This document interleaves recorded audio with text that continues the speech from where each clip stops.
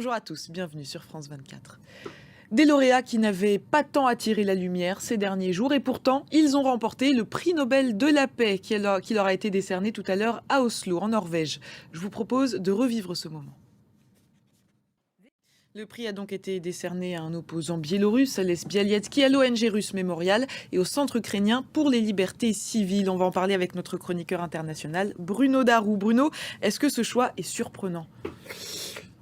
Alors une fois que ce thème a été choisi, Merci Bruno Darou pour cette analyse.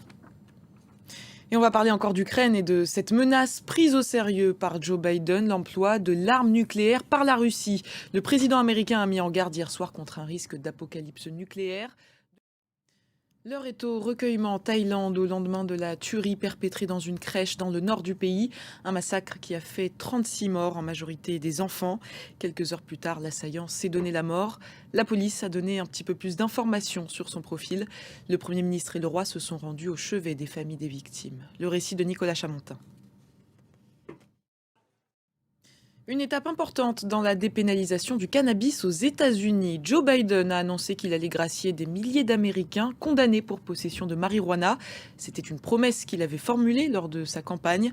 Cette annonce intervient un mois avant les élections de mi-mandat. Le récit de Jules Boiteau.